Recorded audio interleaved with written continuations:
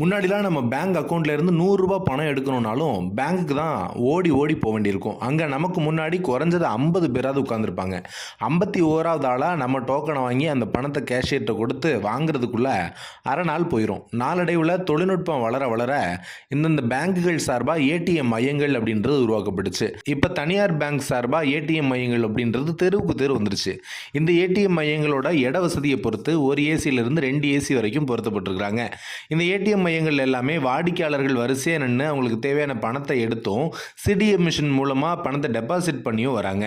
ATM மையத்துக்குள்ள கண்ணாடி கதவுகள் அமைக்கப்பட்டிருக்கிறதுனால AC வேலை செஞ்சால் மட்டும்தான் பணம் எடுக்கிற வரைக்கும் கூலாக நிற்க முடியும்.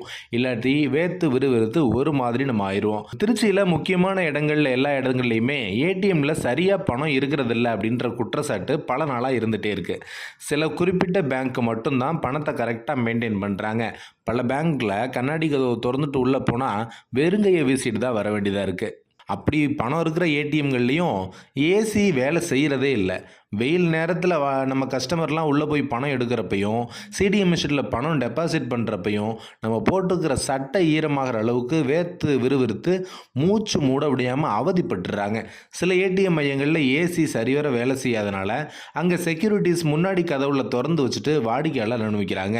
இது தொடர்பாக வங்கி வாடிக்கையாளர் குறைதீர்க்கும் கூட்டத்தில் வாடிக்கையாளர்கள் தெரியப்படுத்தினாலும் சம்பந்தப்பட்ட பேங்க் அதிகாரிகள் கண்டுகொள்றதே இல்லை அப்படின்ற குற்றச்சாட்டு பரவலாக இருக்குது.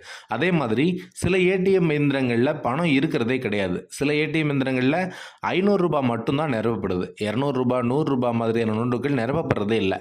இதனாலையும் வாடிக்கையாளர்கள் கடும் சிரமத்தை செஞ்சு வராங்க. அதனால் இனி வருங்காலங்களில் ஏடிஎம் இயந்திரங்களில் பொருத்தப்பட்டிருக்கிற ஏசிகளை முறையாக இயக்கவும், ஏடிஎம் இயந்திரங்களில் ரூ. 200 ரூ. 100 மாதிரியான நோட்டுகளை நிரப்பவும் வங்கி அதிகாரிகள் நடவடிக்கை எடுக்கணும் அப்படின்னு வாடிக்கையாளர்கள் கோரிக்கை விடுத்திருக்கிறாங்க.